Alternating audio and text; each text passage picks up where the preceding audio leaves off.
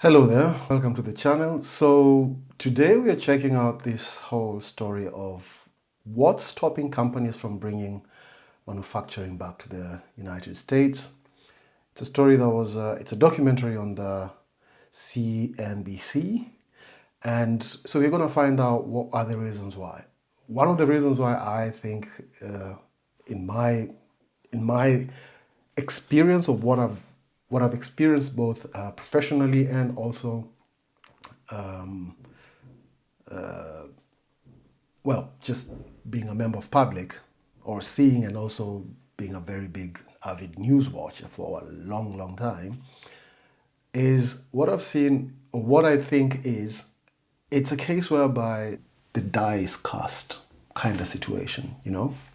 A lot of powerful people made their wealth by moving manufacturing outside the United States and still are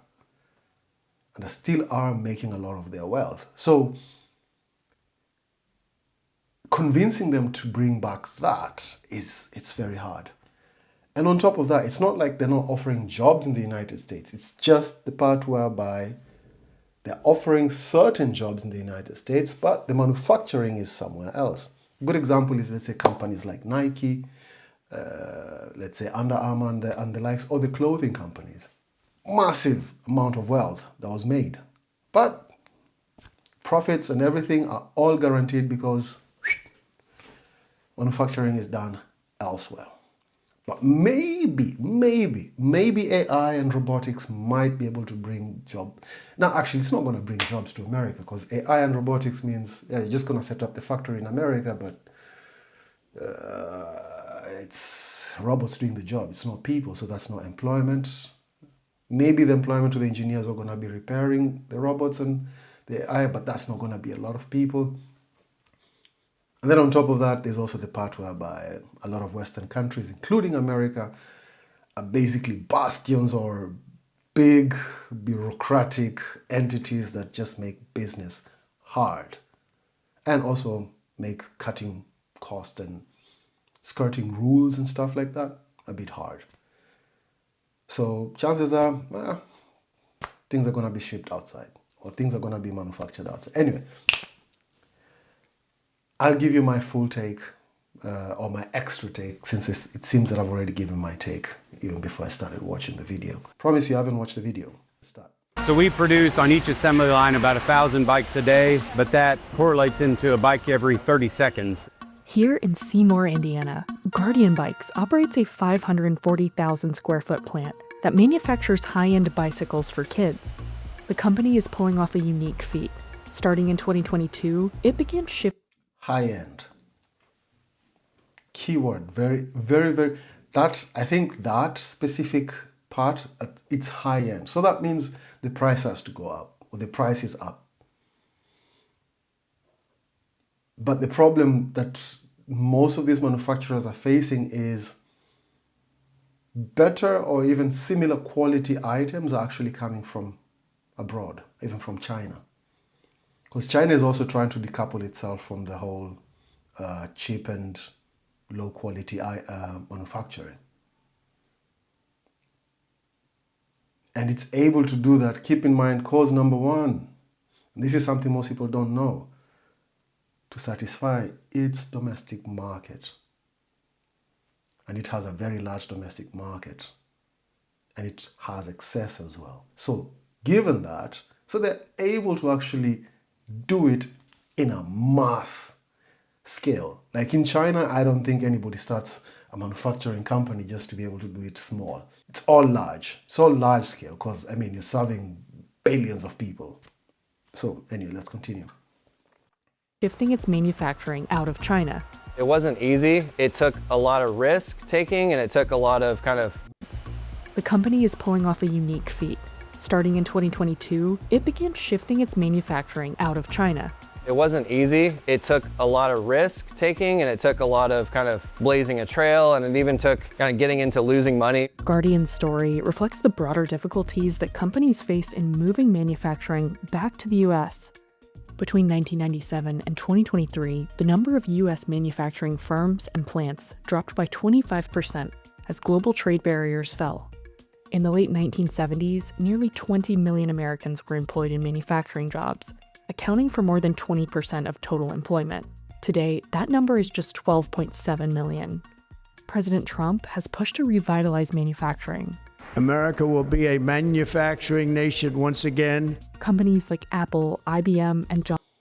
I don't know, some things when I would say, when they're gone, especially when it comes to economics. I would say it's very hard for the States to become a manufacturing country again. Maybe for weapons. And even that, there's a debate. Because right now, the weapons Americans are using, or the weapons that Americans are shipping to other countries to support their proxy endeavors, are expensive, and they're not able to actually replenish. Well, because there's a whole part where the rare earths are coming from China, and China has like an embargo or like some restrictions on that, which makes it hard for a lot of weapons manufacturers to actually manufacture weapons. But even with that, in general, even if the Chinese regulation on rare earth metals was not there, still manufacturing weapons in America was very expensive. And eventually, I do think, funny enough, if things continue just for like, let's say around 10 years or so, the way it did before, yeah, I think even the weapons were gonna be manufactured from outside, because it's just expensive. It's just expensive. It's the same thing even with the EU. Johnson & Johnson have also pledged to invest billions in the coming years. But economists and trade experts are divided on whether a manufacturing renaissance is possible or if it even makes sense. Of what I've read, of what I've seen, is that most of these companies say they pledge that they will do so. They will invest a lot of money into manufacturing in the States, but what they end up doing is they will, let's say, buy a piece of land or lease a piece of land, then they start making like a warehouse in there. Then they will drag that whole thing for like 4 years. Because they know Trump only has 4 years. So they're pretty much betting on that the next regime is not going to be, it's not going to work the same way the Trump regime is working. So they're going to pretty much manufacture, or not manufacture, they're going to pretty much construct this warehouse or this whole facility. It's going to take like almost 4 years, but this is going to drag it, pay a certain construction company some money to just drag the whole thing or the whole project. And by the end of the 4 years, probably it's reached somewhere. And then if let's say Democrats come back into the office, a new negotiation happens, and poof, that project has gone. It's disappeared. Or they use it on something else and go back to how things were before. Or the other part is, even if, let's say, another Republican comes in, let's say if Vance wins, the vice president comes into office, he could go a whole 360 and pretty much do how he thinks, or bid or bow down to the billionaires or what the billionaires want. And the billionaires do not want to manufacture in America.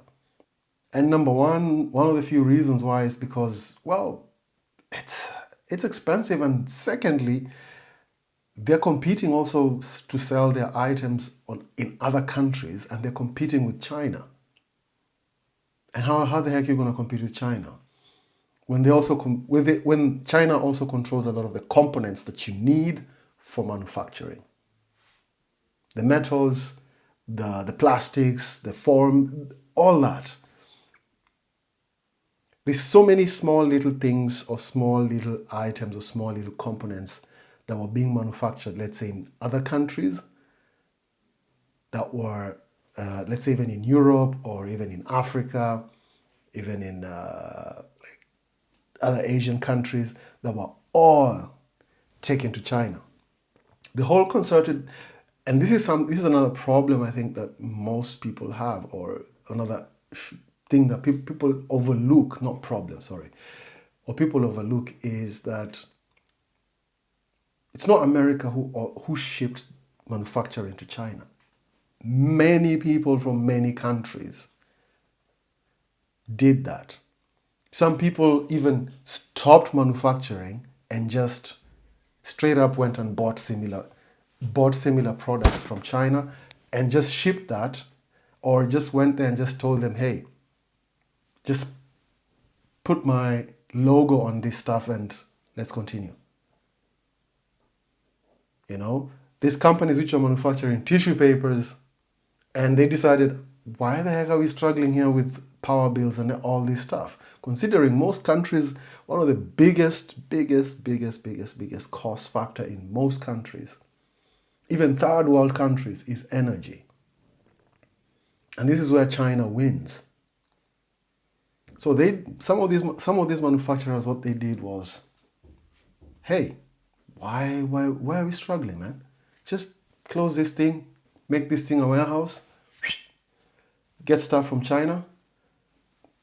Before it even lands, have our labels on most of that stuff. If it's tissue paper, have our labels, or just go and tell them, like, this is how we package our stuff. And they do it for you. That's one thing about Chinese. They will actually do it. Nothing is impossible for them. There are many obstacles to moving work back to the United States. Think about how much a pair of sneakers would cost if they were made here in the United States. It would be a lot more expensive. So we should all welcome the fact that goods are being produced in the most efficient ways possible, because that lowers prices for us and allows us to raise our standard of living. To look at the challenges and possibilities of bringing manufacturing back to the US, CNBC visited Guardian Bike's Midwest facility. Another problem is, when America is talking about bringing back manufacturing jobs into America, in China and other countries, they're thinking of how to mechanize or AI or robotize whole factories. They're not even thinking, they're doing it. Like whole factories, they're called dark factories, where there's nobody. It's just darkness, because machines don't need light. It's only people that need lights to see. Machines don't need light to see. Well, there is lights for people to come and repair, or the engineers, but it's just dark factories, and they're manufacturing day in, day out. You see, it's gonna be hard. It's gonna be very difficult. It's going to be very difficult. And when I say difficult, I mean that, yes, possibility that manufacturing is going to be brought back to the States. Let's say it happens. Chances are, I don't think the American market will be sufficient enough, or will actually be able to compete with the Chinese goods. So unless you say, hey, we're going to, like what Trump is doing, like overtax Chinese goods in favor of American goods, or American manufactured goods. But then that's a problem, because now America needs other things which are strategic to its industries, other industries from China. E.g., like I've mentioned before, there's the rare earth metals, and soon there's going to be telecommunication equipment from Huawei and stuff for 5G and 6G, which nobody has except China. So they will need that. But they can't have that, because the Chinese are going to be like, dude, why should we sell it? Why should we sell the big stuff and you're being an ass on the small stuff? So eventually, it's a case of, like I said, the die was cast, and you just make, how can I say, you make your shit sandwich, and I don't know, you kind of enjoy it, and I don't know, try to find a way to turn it into a gourmet or something like that. Let's continue. Guardian Bikes got its start in 2013, making safety brakes for bicycles. A few years later, the company pivoted to making the entire bike. And then eventually decided we could do a lot more. At the time, bicycle production had largely shifted outside of the US. Let's say you go all the way back to World War II era. Pretty much every bike sold in the United States was made in the United States. And then by the time you get to 70s, 80s, 90s, it all evaporated. At first, the company imported. Because this is also the time a lot of companies started realizing the other place to make money, big money, massive money, was Wall Street. You get? And Wall Street was actually a very big proponent of taking manufacturing to China. And this was basically exactly just that time, that 70s, 80s. This was that particular time. Even the Wolf of Wall Street. 70s, 80s, the penny stocks, that's the time. A lot of these manufacturing companies are like, yo, if we can be able to just make profit, then just do buybacks. Stock buybacks. Bonuses, stock buybacks, continue. Loans, credit, stock, like just like absolutely, how can I say, ballooning this whole thing. And China helped. China was there, was like, hey, what you guys want? Bet, let's do it. So, to be honest, it's an injury that America caused itself. And what the problem is, the reason why this manufacturing is hard to bring back to America is because there's a lot of powerful entities that are silent. And they know it's not going to happen. It's the same way, it's almost similar to the Epstein list. Like it's just one of those things where, yeah, let's just hype it up. But action-wise, nothing's going to happen. Ordered its bikes from a Chinese OEM, a manufacturer that makes products for another company based on specifications it provides. These OEMs go out and order wheels and tires and handlebars and grips, and you kind of work with them to create a spec on what you'd like in a bike. So a bike in a box is what we call it. Came on a container, floated across the ocean, came into the West Coast, and then was distributed through a distribution model in the US. As the brand grew, Riley wanted greater control over quality. Manufacturing onshore would give them a better visibility over the final product, as well as lowering shipping and inventory costs. Your lead time is like 6 to 8 months to get bikes, which oftentimes is the case when you're making them in China or overseas. So you're always sea shipping it across the ocean. That makes it really hard to stay in stock of the right colors and the right sizes and the right SKUs that people want. When we're ordering stuff from China, we have to build up massive amounts of inventory here in the US to protect the business. But when all the material... That's actually one of the biggest advantages of manufacturing, let's say in the US. I would actually support that. That actually makes sense. But on the other hand, there's a part whereby, as a business, for some time, you already know which, if you've done business for some time, you already know which items move the most, or which specs are basically needed. So the problem comes in on introducing new items or fresher SKUs or something like that. That pretty much puts you in a, how can I say, experimental mode where you have to spend a lot, especially if you were exporting from outside. But if you're manufacturing yourself, then you could be able to just say, hey, we want to have a bike that looks like this. You can just make a few and do the marketing and see how it goes. You get? And if there's like a huge amount of orders, you can be able to fulfill it as fast as possible compared to having a bunch of orders or people receiving your campaign positively, and now they have to wait for the shipment to arrive from China, which is going to take probably 3 to 4 weeks. Materials come from the US, we can build the bikes essentially just in time. In 2022, the company opened its Midwest facility. Today, the company says its annual revenue is over $100 million, and it produces about 12,000 bikes per week. We weld a bike in about 3 minutes in a full cycle, and most of our component level parts are cut between 5 to 9 seconds. So this one here has shot 442,000 hubs since we've had it over the last 2 years. But pulling off Made in America is not without its. Now, my question is, the machines for cutting, where do they come from? Are the machines manufactured in America? If there's a problem with the machines, are they going to be able to replace them as fast as possible?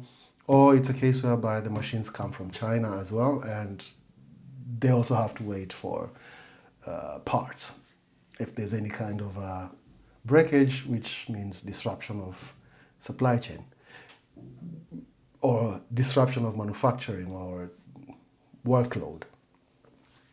That's the thing which I'm trying to put here, that so many micro or so many key industries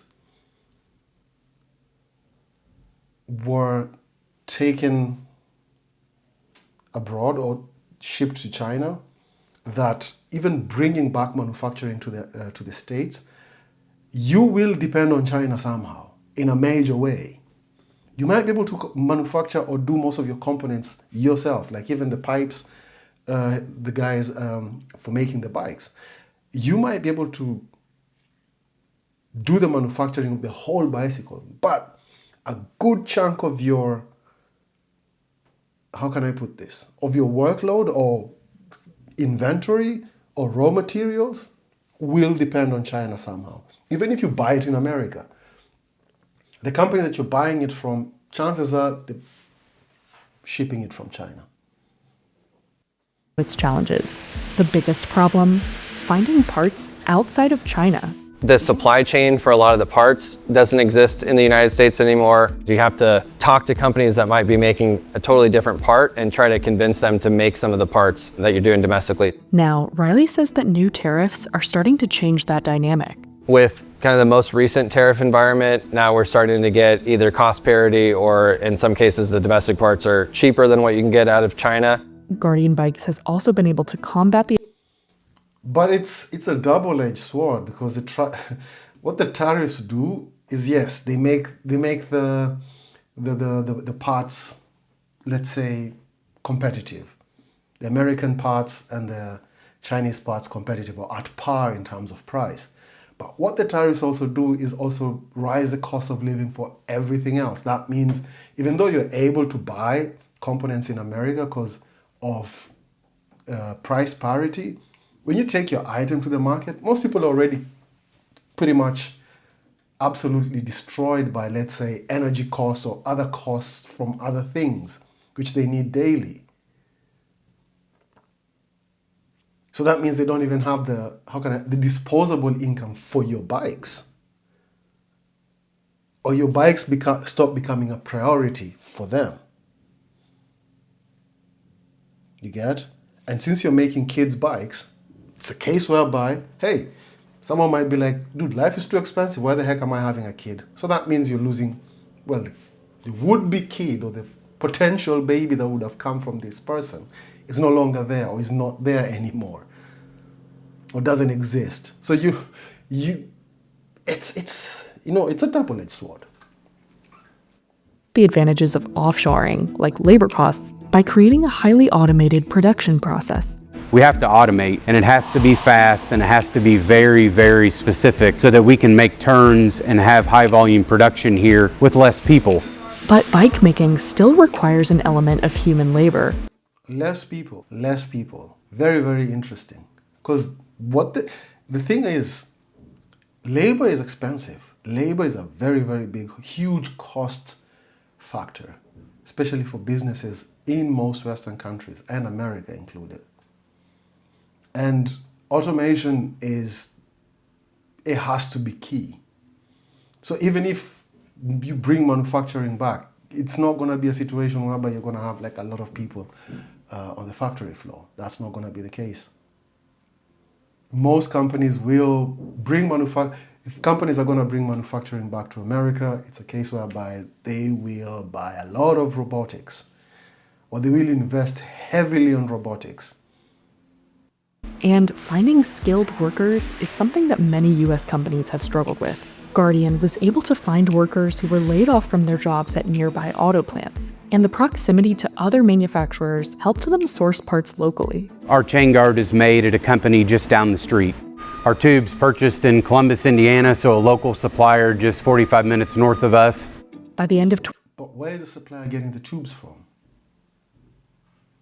2025, the company thinks that 70% of the bike's components will be made in the US. By 2026, it says that number could reach 100%. By the end of 2025, the company thinks that 70% of the bike's components will be made in the US. By 2026, it says that number could reach 100%. But that means you're absolutely sure that your suppliers and everyone else is going to be in business. And this is one of the few guarantees that you can never have, especially in business. And that's where China comes in, because of its robustness.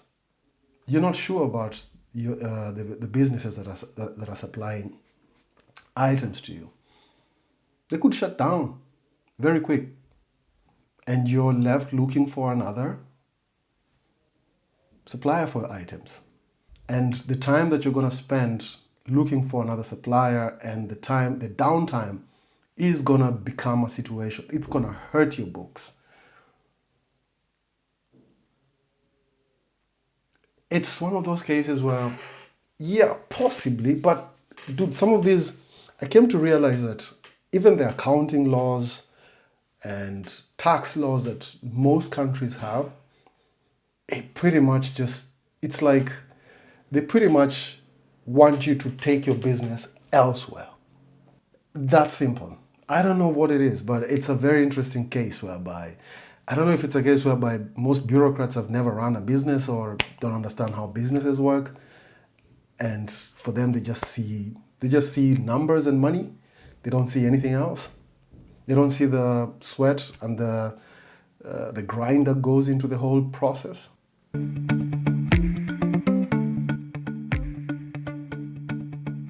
To understand the challenge of onshoring, let's take a look at what it takes to make a bike.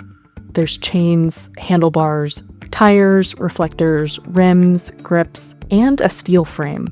All of these components, called inputs, require specialized machinery and parts to create them. And these are supported by a bigger network of industries. Yep. When a factory opens, input suppliers tend to open up near the factory, creating a local supply chain. Because of this, it's not always easy or even possible in some cases to move every component to the US. There are many obstacles to moving work back to the United States. One is that, the inputs that I use I haven't watched this video. all come from overseas. And so how do I get access to those for the time being if they don't exist in the United States?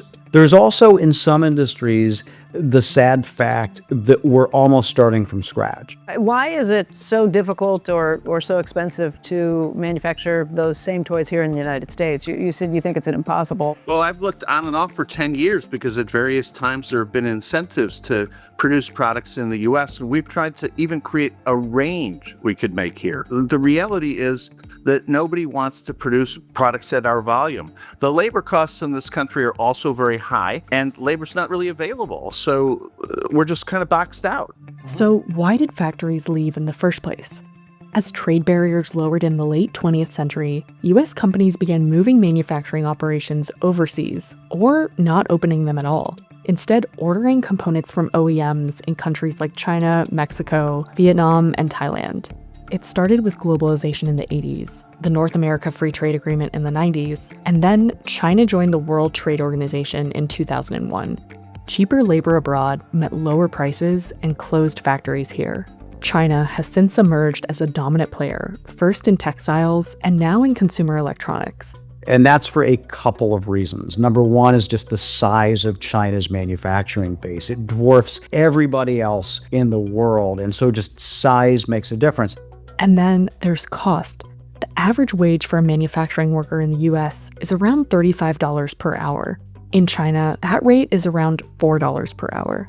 In Vietnam, But even for them, it's actually increasing as well. Even for China, the cost is also going up, the cost of labor. And that's the reason why for them right now, robotics and automation and AI is key. Because, I mean, they are not about to lose or let this whole, them being a manufacturing giant, just slip out of their fingers. They want to keep it in their hands. And even if they're willing to make their population suffer in terms of job losses, they don't care. Which is something that's not possible in Western countries.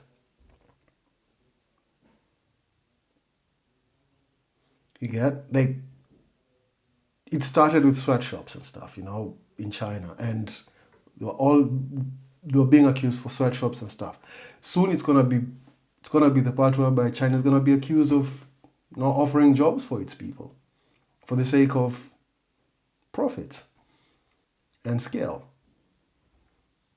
And the sweatshops were the reason why most American, sorry to say this, but most American companies or most companies around the world found China very, very, very favorable, or the cheap labor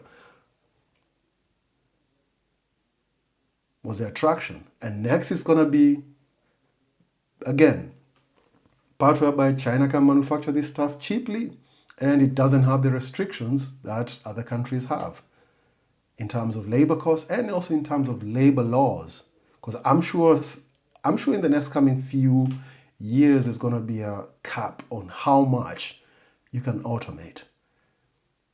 Because it's going to disrupt industries. Because it's going to be a situation whereby, since a lot of automation is taking over jobs, and automation produces products, but then if there's no jobs, then people can't buy products. So that means there has to be a regulation on that. Most countries have to implement a regulation. China can afford not to, because, sorry to say this, but it's a bit mean to think about it, but they have a lot of people. They have the cushion to be able to have a lot of people, just tell a lot of people to F off, I don't know, go back to the rural areas or something like that. That's the most unfortunate part, which brings us back to the almost sweatshop kind of scenario, but only this time, no jobs. It's even lower at $1.30 per hour. China has also spent billions more than any other country to train its workers and build high-tech factories. China is an extraordinary manufacturing capability, and they are doubling the number of chips that they're building every single year. The most recent data available from 2019 estimates that China's spending on industrial policy that year was around $248 billion. That's compared to $84 billion by the US, 0.39% of its GDP. China's tax benefits for research and development also rose by an average annual rate of 28.8% between 2018 and 2022. The US doesn't. Yep, this is the thing I was saying. Like, China is trying to decouple itself from the whole cheap and low quality manufacturing. It's trying to get to the point where it's going to be considered a mighty or a dominant player in quality manufacturing, and on top of that, price. Doesn't prop up its manufacturing base in the same way, but it does provide some support for domestic production. The 2022 CHIPS Act, for example, allocated around $39 billion in federal subsidies and grant support for semiconductor fabrication plants. But those efforts are narrowly focused on one industry. For national. Now, the problem with those semiconductors thing is,